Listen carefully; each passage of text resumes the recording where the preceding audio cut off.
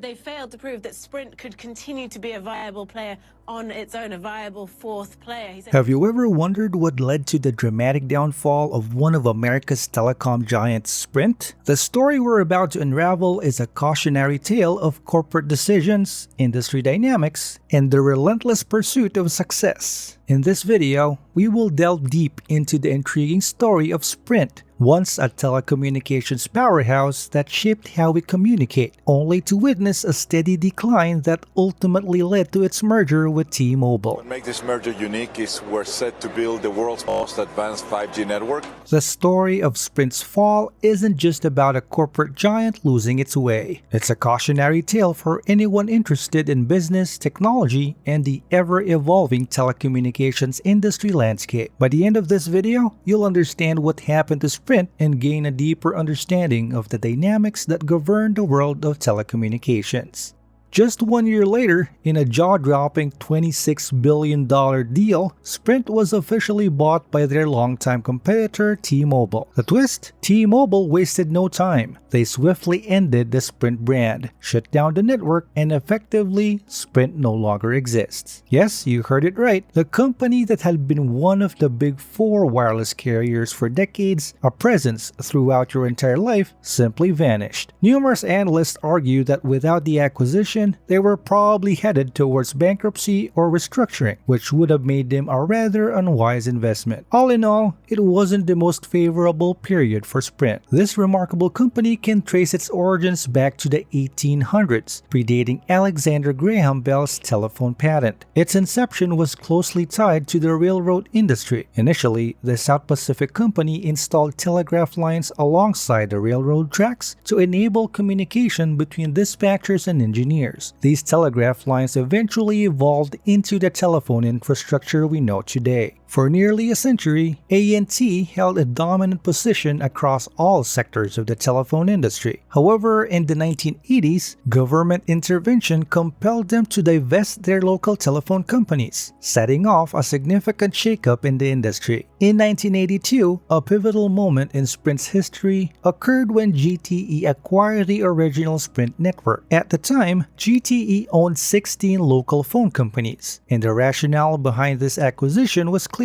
By bringing the local phone companies under the same umbrella as the long-distance network, GTE aimed to gain greater control over both ends of the telecommunications spectrum. In 1986, the merged entity joined forces with United Telecom, forming a 50-50 joint venture. However, by 1992, United Telecom had assumed full ownership of this venture. Simultaneously, they rebranded everything under the new name Sprint. In a remarkable journey through time, United Telecom is transported back to the 1800s. Its origins trace back to the humble beginnings of the Brown Telephone Company, aptly named after its founder. Initially conceived as a local telecommunications alternative to the giant AT&T, it began in the cozy town of Abilene, Kansas. As the years unfolded, United Telecom expanded its reach, venturing into new markets, acquiring local providers, and undergoing several name changes.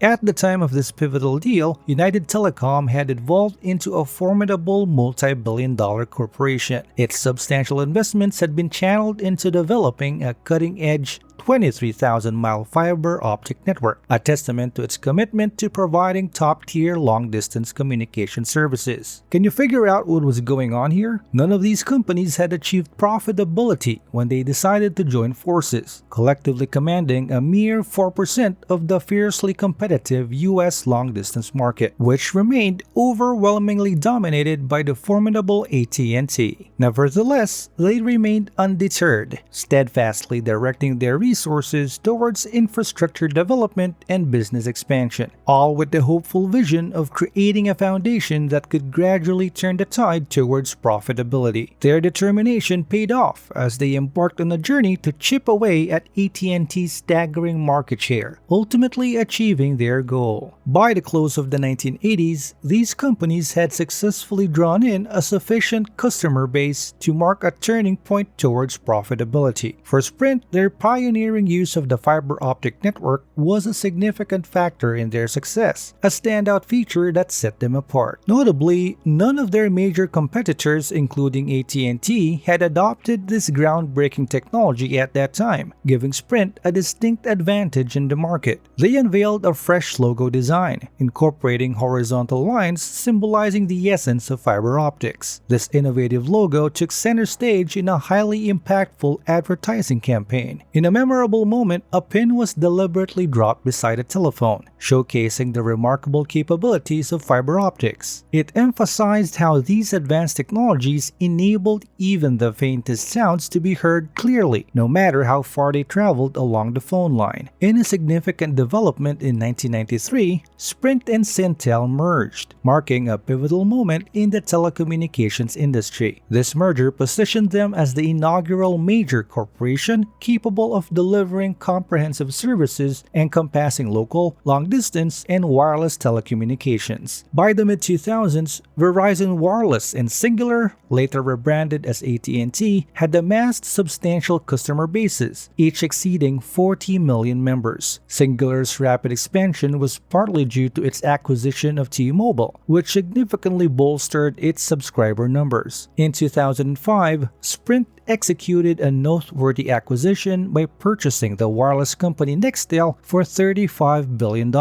Following this acquisition, they underwent a rebranding process, renaming the company as Sprint Nextel. Alongside the name change, they introduced a fresh yellow logo, which remained in use and became widely recognizable, enduring until the company's later developments. Despite the past, many people consider Sprint's acquisition of Nextel one of the worst business decisions ever made. According to several experts and observers, it may be the most critical element causing Sprint's future collapse and difficulties in the telecommunications sector. Honestly, this entire video could revolve around the evident struggles between Sprint and Nextel, highlighting their incompatible synergy. These telecom giants operated on distinct technologies, making it challenging to reap synergistic advantages from merging their networks. This ultimately led to inefficient infrastructures and a decline in the quality of customer service. In several areas, Sprint had given them the sole right to sell items under the Sprint brand name. But when Sprint began selling its Nextel products there, which was dubious, it sparked numerous legal disputes. A tech giant often saw a more straightforward path in acquiring the affiliate rather than grappling with legal disputes. As a result, they invested nearly $20 billion in this endeavor over the years following the merger. Even their marketing efforts failed to yield the desired results. Consequently, they continued selling products under the established brand and the newly acquired subsidiary's name. When they began promoting their products as a combined entity under the Sprint and Nextel brand names, it led to considerable confusion among customers. Numerous high-ranking Nextel executives opted to depart from the company, and by 2007, the CEO had resigned amidst the deteriorating situation. If you had invested $100 in this company after the acquisition year, your investment would have dwindled to under $20 within 5 years. In 2008, they reported a massive goodwill impairment of nearly $30 billion.